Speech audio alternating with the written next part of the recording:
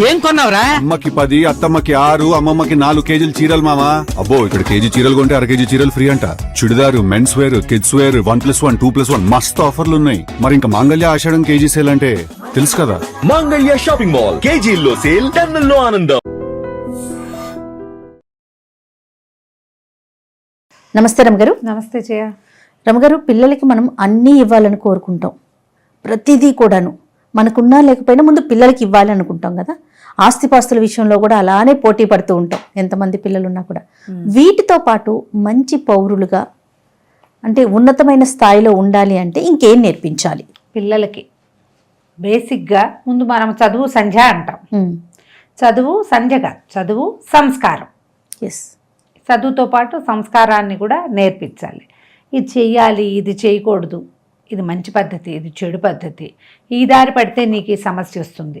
కాబట్టి ఎప్పుడూ మంచి దారిలోనే ఉండాలి అనేది మొట్టమొదట నేర్పించవలసింది సంస్కారమే.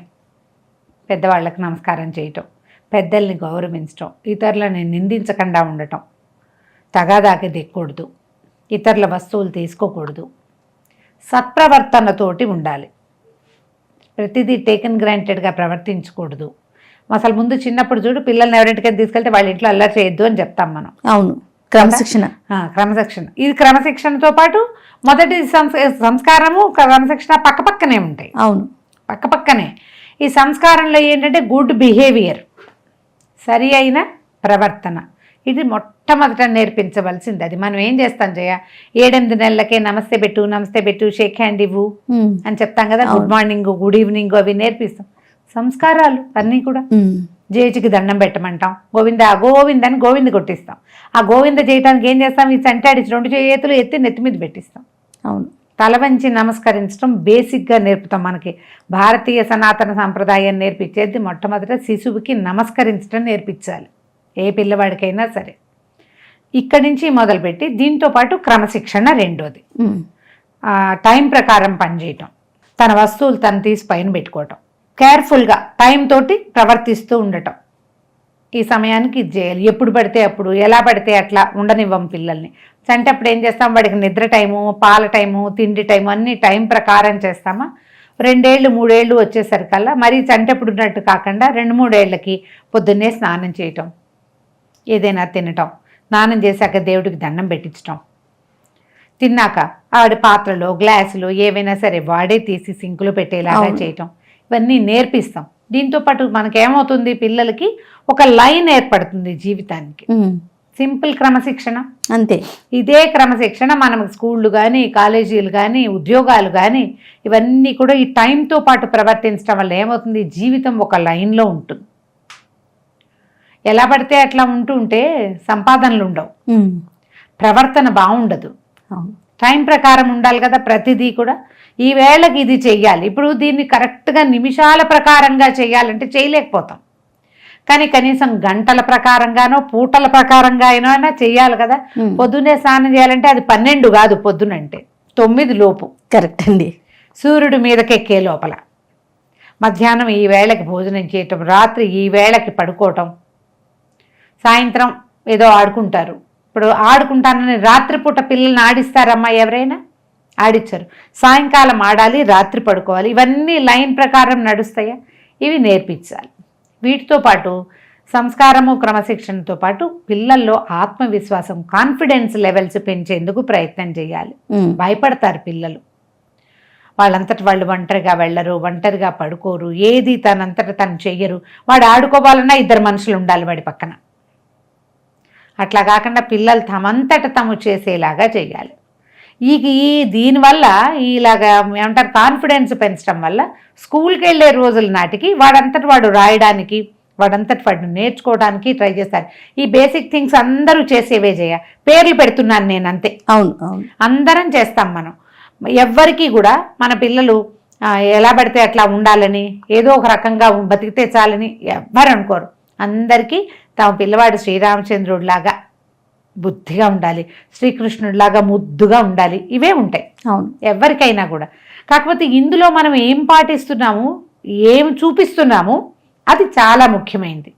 ఇప్పుడు ఈ టైం ప్రకారం తింటము, టైం ప్రకారం ఉండటము, పెద్దవాళ్ళతో మర్యాదగా ప్రవర్తించటము, అవన్నీ నువ్వు పిల్లలకి రాసి చూపించి నేర్పించలేవు, చేసి చూపించి నేర్పించగలవు. అవును. అన్నీ మీరు చెయ్యాలి.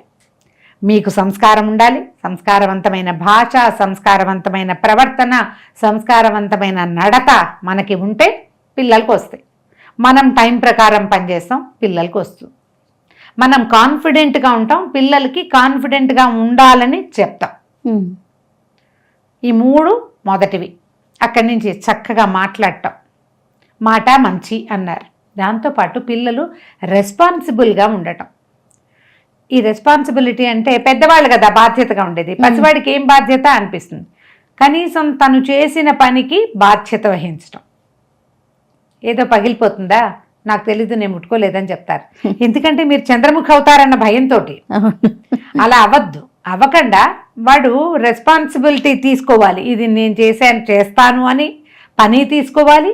ఒకవేళ తన వల్ల అయితే ఇది నా వల్లే అయిందని చెప్పగలగాలి. దానివల్ల పిల్లలు చాలా బుద్ధిమంతులుగా ఎదుగుతారు. తమ తాలూకు ఫెయిల్యూర్స్కి ఇతరులని కారణంగా చూపించరు. చాలామంది ఇళ్లలో మీరు గమనించండి, పిల్లడు ఏదైనా కొంచెం సరిగా లేడనుకోండి, మార్కులు రాలేదు, లేకపోతే ఏదైనా బ్యాడ్ బిహేవియర్, వీడు ఫ్రెండ్స్ మంచివాళ్ళు కాదంటారు. అవును. వీడు శ్రీరామచంద్రుడైతే వీడి ఫ్రెండ్ వాడెవడో కాడు కదా. అంతేగా. చాలా రేర్గా ఫ్రెండ్స్ వల్ల చెడిపోయేది జరుగుతుంది, కొంత పర్సంటేజే. కానీ మీ వాడికి మార్కులు రాకపోయినా, మీ వాడు చాలా దుష్ప్రవర్తనలో ఉన్నా, వాటన్నిటికీ కారణం ఫ్రెండ్స్ కాదు. ఫ్రెండ్స్ కొంత, మిగిలిన కొంత వీడిదే. ఎప్పుడు ఇతరులన్నీ నిందిస్తారు. ఇది మానేయాలి మనం. ఏం జరిగినా సరే, అబ్బా పని అవ్వలేదు, వాళ్ళు ఎదురొచ్చారు అందుకే పని అవ్వలేదంటారు. ఇవే నేర్చుకుంటారు పిల్లలు. తమ ఫెయిల్యూర్స్కి ఇతరులని కారణంగా చూపిస్తారు. అలా చేయొద్దు. పిల్లల్ని రెస్పాన్సిబుల్గా ఫీల్ అయ్యేలాగా చేయండి. ఏదైనా ఒకటి అప్పచెప్పి ఆ పని వాడే పూర్తి చేసేలాగా చేయాలి. మనం బొమ్మరిల్లు నాన్నలాగా మధ్యలో లాగేసుకోకూడదు. ఏదో ఒక చిన్న టాస్క్ ఇచ్చాం, let him finish, let her finish అని వదిలిపెట్టాలి. ఆమెనో అబ్బాయినో పూర్తిగా చేయనివ్వాలి. వాళ్ళు చేసిన దాంట్లో ఆ చేసావులే అని అనకుండా ఏమైనా తప్పొప్పులు ఉంటే వాటిని సరిచేస్తూ నెక్స్ట్ టైం చేయడానికి ఎంకరేజ్ చేస్తే వాళ్ళు ప్రతి పనిని తీసుకుంటారు. మనం ఏం చేస్తామంటే సాధారణ పేరెంట్స్ చేసే మిస్టేక్స్ ఇక్కడే ఉంటాయి. ఏదో పని చెప్పడం, అది సరిగ్గా చెప్పితే నీకు చెప్పడం వేస్ట్, నేనే చేసుకుంటానంటారు. తల్లుల్లో బాగా కనపడుతుంది. అవును. అటు భర్తలకి అప్పచెప్పరు, పిల్లలకి అప్పచెప్పకుండా వాళ్లే చేసి సూపర్ మామ్ సిండ్రోమ్ వస్తుంది వాళ్ళకి. అన్ని మేమే వెరగదీసేస్తామని. కొన్నాళ్ళకి వాళ్ళకి జబ్బు చేస్తుంది, పిల్లలకి పనులు రావు. రెండు తప్పే. పిల్లలకి చపాతీలు చేయటం లాంటివి కూడా అప్పచెప్పచ్చు. వంకర టింకరగా వస్తాయి, 2 రోజులు వస్తాయి. మీరు మాత్రం పెద్ద ప్రో ఏమిటి, చిన్నప్పుడే ఏం కాదు నేర్చుకున్నాంగా, వాళ్ళు కూడా నేర్చుకుంటారు. బాధ్యత వహించి ఈ సమయానికి ఈ పని వాళ్లే చేయాలి అనేది నేర్పించండి. తర్వాత ఇతరుల కష్టం అర్థం చేసుకునేలాగా ఉండాలి. మనుషుల విలువ తెలిసి ప్రవర్తించాలి. కోపం వచ్చినప్పుడు ఇష్టారాజ్యంగా మాట్లాడేసి రేపొద్దున రారమ్మంటే ఎవ్వరు రారు మన దగ్గరికి. ఇది తల్లుల దగ్గర ఉంటుందమ్మా. చాలామంది ఆడవాళ్లలో మగవాళ్ళు కూడా చేస్తారు. తల్లులే అని అన్ను నేను, సరే తండ్రుల దగ్గర కూడా అనుకుందాం. ఇద్దరు వీళ్ళకి ఏదైనా ప్రాబ్లం వచ్చినా, ఏదైనా సమస్య వచ్చినా, గొడవ వచ్చినా, అటు అమ్మల్ని, నాన్నల్ని, అక్క చెల్లెల్ని, అన్నదమ్ముల్ని, ఫ్రెండ్స్ని నానా మాటలు అనేస్తారు. అవును.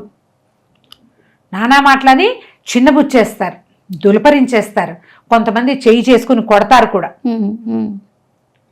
నీ కోపం వచ్చింది, ఆ లోపల ఉన్నదాన్ని నువ్వు బయట పెట్టేస్తావు. యాంగర్ మేనేజ్మెంట్ కావాలి నీకు, మేనేజ్మెంట్ ఉండదు, విసిరేస్తారు.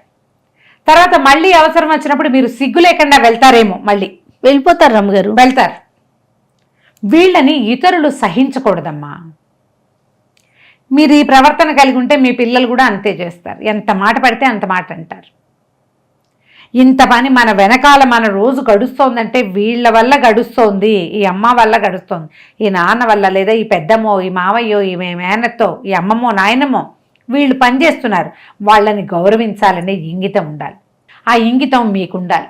చాలామంది ఇళ్లలో పని వాళ్ళని ఎంత మాట పడితే అంత మాట అంటారు. ఏదో పని చేస్తారు, కప్పు పగిలిపోగానే నానా మాటలు మాట్లాడతారు. కొంచెం మృదువుగా కేకలేయాలి. దాని విలువ తెలిసేలాగా మాట్లాడాలి తప్ప నానా మాటలు మాట్లాడితే ఏదైనా పొరపాటు జరగంగానే అవతల వాళ్ళని ఎంత మాట పడితే అంత మాట అనేయచ్చని కదా మనం చూపిస్తాము. అంతేగా. పని వాళ్ళని పనిచేసే వాళ్ళని చిన్నబుచ్చేయటము, వాళ్ళతో నానా మాటలు మాట్లాడేయటం, పెద్దవాళ్ళని విసిరేయటం, అప్పుడు అమావాస్య నాడు అట్టిట్టేవా, పున్నన్నాడు పప్పేసావా అని అమ్మని, నాన్నని, అన్నయ్యని అందరినీ నానా మాటలు అనేయటం. మన అమ్మ నాన్న మన అన్నదమ్ములు కాబట్టి రక్తబంధం వల్ల మళ్ళీ కలుస్తారమ్మా. ప్రపంచంలో వాళ్ళంతా కలుస్తారా?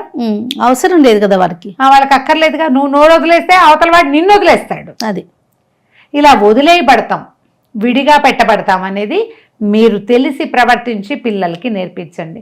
పనుల విలువ తెలియాలి. ఎప్పుడో ఒక అడ్వర్టైజ్మెంటో చిన్న షార్ట్ ఫిల్మ్ చూసేదాన్ని నాకు చాలా ఇష్టం, కనపడితే మళ్ళీ చూస్తుంటా, యూట్యూబ్లో కనిపిస్తుంది. ఓ తల్లి పిల్లాడు పని మనిషి ఉంటారు ఇంట్లో. వాడు ఒక 20 ఏళ్ళు 19 ఏళ్ళు కుర్రాడు.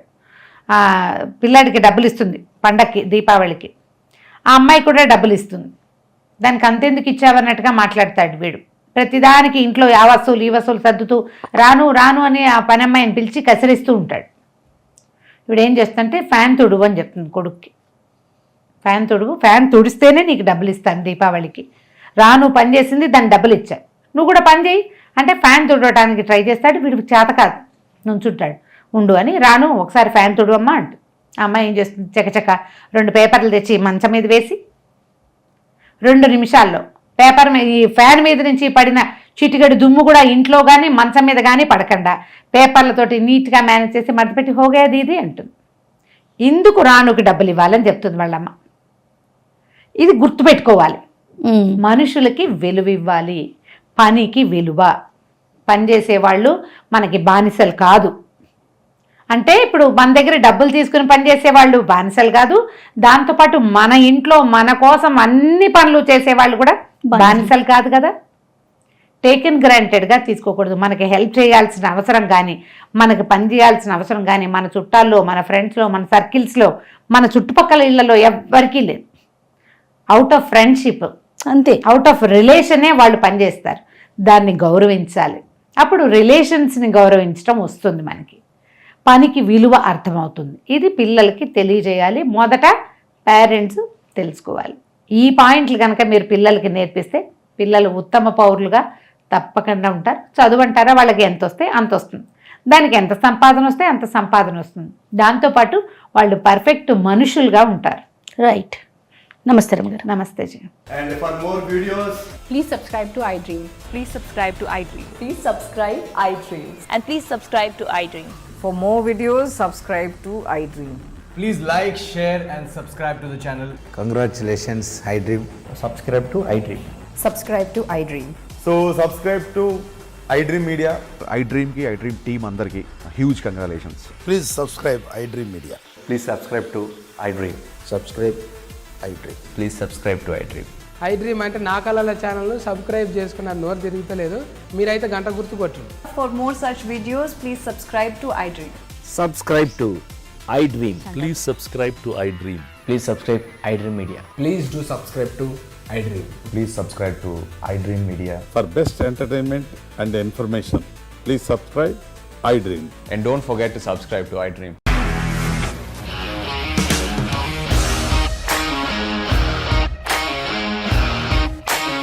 ఇండస్ట్రీలో కమిట్మెంట్ ఇష్యూస్ వస్తే నీకు కూడా వచ్చినట్టు. మార్నింగ్ తీసుకెళ్ళాలంటే కొట్టి పడేస్తాడు.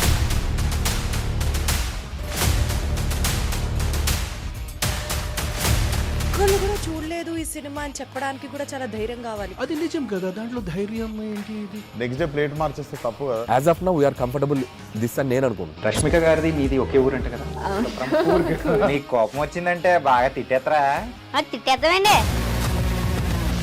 నిజంగా గేమ్ ని ఎలా చేంజ్ చేయగలిగారు? APSFC వాళ్ళకి 6 నెలల్లో నేను 6 లక్షలు కట్టా. బిజినెస్ చేయాలనుకుంటే it is as difficult as riding a tiger.